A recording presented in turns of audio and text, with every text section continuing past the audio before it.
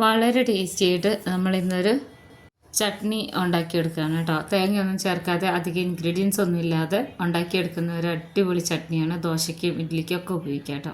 അപ്പോൾ ഇത് ഉണ്ടാക്കാനായിട്ട് ഞാനിവിടെ മീഡിയം വലിപ്പത്തിലുള്ള 4 തക്കാളി, ഒരു 5 വലിയ അല്ലി വെളുത്തുള്ളി, പിന്നെ ഒരു 1/4 കപ്പോളം പൊട്ടുകടലയാണ് എടുത്തിട്ടുള്ളത് കേട്ടോ. ഇത് വെച്ചിട്ടാണ് നമ്മൾ ഉണ്ടാക്കിയെടുക്കുന്നത്. ഒത്തിരി ഇൻഗ്രീഡിയൻസ് വേണ്ട. അപ്പോൾ ഞാനിവിടെ ഒരു കടായി സ്റ്റൗവിൽ വെച്ച് ചൂടായി വരുമ്പോൾ വെളിച്ചെണ്ണ ഒരു 3 സ്പൂണോളം ചേർത്ത് കൊടുക്കുന്നുണ്ട്. എന്നിട്ട് തക്കാളി ഇതുപോലെ മുറിച്ചെടുത്തതാണ് കേട്ടോ. പകുതി ആക്കിയിട്ട് ഈ ഒരു രീതിയിൽ മുറിച്ചെടുത്തു കഴിഞ്ഞാൽ വളരെ എളുപ്പത്തിൽ ഇതിൻ്റെ തൊലി എടുത്ത് മാറ്റാനും പറ്റും, അത്യാവശ്യം നന്നായിട്ട് കുക്ക് ചെയ്യാനും പറ്റും. ഇതിൽ നമ്മൾക്ക് കുക്കിംഗ് ടൈം ഒന്നും അധികം വരുന്നില്ല കേട്ടോ. നന്നായിട്ടൊന്നായി വരട്ടെ. ഇതിൽ നമ്മൾ ചെറിയ ഉള്ളിയോ വലിയ ഉള്ളിയോ ഒന്നും തന്നെ ചേർക്കുന്നില്ല. ഇത് ഉണ്ടാക്കാനായിട്ട് നമ്മൾ ചേർക്കുന്നത് ഈ 2-3 ഇൻഗ്രീഡിയൻസ് തന്നെയാണ് കേട്ടോ. അപ്പോൾ ഒന്ന് അടച്ച് വയ്ക്കാം. എന്നിട്ട് ഒരു സൈഡ് ഒന്നായി വരുമ്പോൾ നമുക്ക് തുറന്ന് നോക്കാം. എന്നിട്ട് ഇതിനെ മറിച്ചിട്ട് കൊടുക്കാം. അപ്പോൾ ഇത് വേകുകയും ചെയ്യും, ഇതിൻ്റെ തൊലിയൊക്കെ ഇങ്ങനെ വിട്ട് വരികയും ചെയ്യും. അതിനു വേണ്ടിയിട്ടാണ് കേട്ടോ മറിച്ചിട്ട് കൊടുക്കുന്നത്. അതുപോലെ തന്നെ വെളുത്തുള്ളി അതുപോലെ തന്നെ ചെയ്തെടുക്കണം. ഒന്ന് വേകണം, എന്നാലും അതിൻ്റെ ആ പച്ചമണം ഒന്ന് മാറി വരുള്ളൂ. ഈ ഒരു കുക്കിംഗ് മാത്രമേ ഉള്ളൂ ഇതിന്. പിന്നീട് നമ്മളൊന്നും ചെയ്യുന്നില്ല കേട്ടോ. അപ്പോൾ വീണ്ടും ഒന്ന് അടച്ചു വെച്ച് 2 സൈഡും ഒന്ന് ആയതിന് ശേഷം കാണിച്ചു തരാവേ. പെട്ടെന്ന് തന്നെ ആയി കിട്ടും, നല്ല പഴുത്ത തക്കാളിയാണെങ്കിൽ. അപ്പോൾ അതാ നമ്മുടെ തക്കാളിയൊക്കെ 2 സൈഡും ആയി വന്നിട്ടുണ്ട്.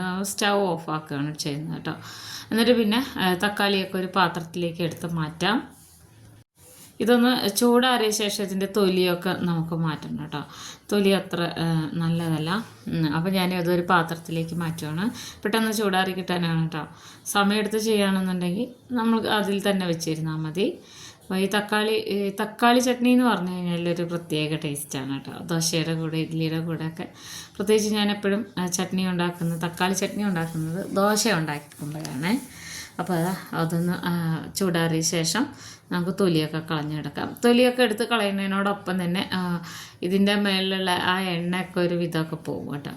അപ്പോൾ ഇപ്പോൾ നല്ല ചൂടാണ്. ഞാനിത് മുഴുവനായിട്ട് തൊലി മാറ്റിയതിന് ശേഷം കാണിച്ചു തരാം കേട്ടോ എങ്ങനെയാണെന്നുള്ളത്. അപ്പോൾ നമ്മൾ തക്കാളിയുടെ തൊലിയൊക്കെ മാറ്റിയിട്ടുണ്ട്. പിന്നെ നമ്മൾ എടുത്തു വെച്ചിട്ടുണ്ടായിരുന്ന ആ വെളുത്തുള്ളി ഇതിലേക്ക് ഇട്ടിട്ടുണ്ട് കേട്ടോ. എന്നിട്ട് മിക്സിയുടെ പൊടിക്കുന്ന ജാറുണ്ടല്ലോ, അതിലേക്കാണ് ഞാൻ ഇടുന്നത്. തക്കാളിയൊക്കെ ചട്നി ഉണ്ടാക്കുമ്പോൾ ഞാൻ ഈ ചെറിയ ജാറിലിട്ടിട്ടാണ് കേട്ടോ ഉണ്ടാക്കിയെടുക്കുക. അപ്പോൾ ആദ്യം തന്നെ ഞാനിവിടെ പൊട്ടുകടല എടുത്തിട്ടുള്ളത് കൈക്കണക്കിനാണെന്നുണ്ടെങ്കിൽ ഈ ഒരു രീതിയിലാണ് കേട്ടോ. 2 പിടി ഉണ്ടാവും, ശരിക്കും 2 പിടി ഉണ്ടാവും.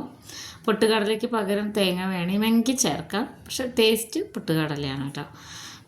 ഇനി ഇത് തക്കാളി ഇതിലേക്ക് ഇട്ട് കൊടുക്കുകയാണ്. തക്കാളിയും വെളുത്തുള്ളിയും കൂടെയുള്ള കൂട്ട് ഇട്ട് കൊടുത്തിട്ട് വെള്ളമൊന്നും ചേർക്കണ്ട കേട്ടോ. ഇനി ഇതിലേക്ക് നമ്മൾ എരിവിനായിട്ട് മുളക് പൊടി 1/2 സ്പൂൺ ചേർത്ത് കൊടുത്തിട്ടുണ്ട്. പിന്നെ ഉപ്പ് 1/2 സ്പൂൺ ഇട്ട് കൊടുത്തിട്ടുണ്ട്. ഇനി ഇത് നന്നായിട്ടൊന്ന് അരച്ചെടുത്ത് വരാം കേട്ടോ. നമുക്ക് ആദ്യം ഒന്ന് ക്രഷ് ചെയ്തെടുക്കുമ്പോൾ ഇതുപോലെയാണ് ഇരിക്കുന്നത്. ഇനി നമുക്കിതിലേക്ക് കുറച്ച് വെള്ളം ഒഴിച്ചു കൊടുക്കാം. ഒരു 1/4 കപ്പോളം വെള്ളം ഒഴിച്ചു കൊടുക്കുന്നുണ്ട്. എന്നിട്ട് നന്നായിട്ട് അരച്ചെടുക്കണം. ഒരുപാട് ഇങ്ങനെ തരിയില്ലാത്ത രീതിയിൽ ഇതിനെ അരച്ചെടുക്കണം കേട്ടോ. അപ്പോൾ നമ്മുടെ ചട്നി ഇവിടെ ഏതാണ്ട് ഇവിടെ ആയി വന്നിട്ടുണ്ട്. അപ്പോൾ ബാക്കിയുള്ള വെള്ളം കൂടെ ഇതിലേക്ക് ഒഴിച്ചു കൊടുക്കാം. അത് ഒഴിച്ചു കൊടുക്കണമെന്ന് വെച്ച് കഴിഞ്ഞാൽ വച്ചോഴറ്റി എടുക്കുമ്പോഴാണ് കേട്ടോ. ഞാനിതൊരു ബൗളിലേക്ക് ഇട്ട് കൊടുക്കുകയാണ് കേട്ടോ.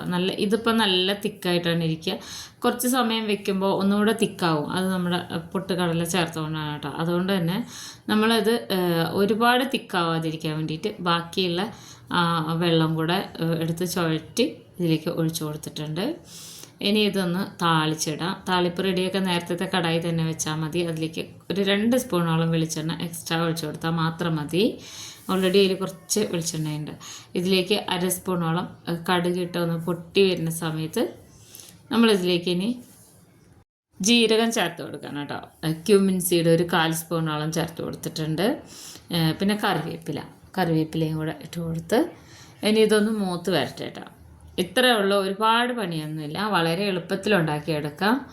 ഇനി ഇത് സ്റ്റൗ ഓഫ് ചെയ്ത് വെച്ചിട്ട് നമുക്ക് ഇതിലേക്ക് ഒഴിച്ചു കൊടുക്കാം. തക്കാളി ചട്നിക്ക് ഒരു പ്രത്യേക രുചിയും മണമൊക്കെയാണ് ഇങ്ങനെ താളിച്ചിടുമ്പോൾ കേട്ടോ.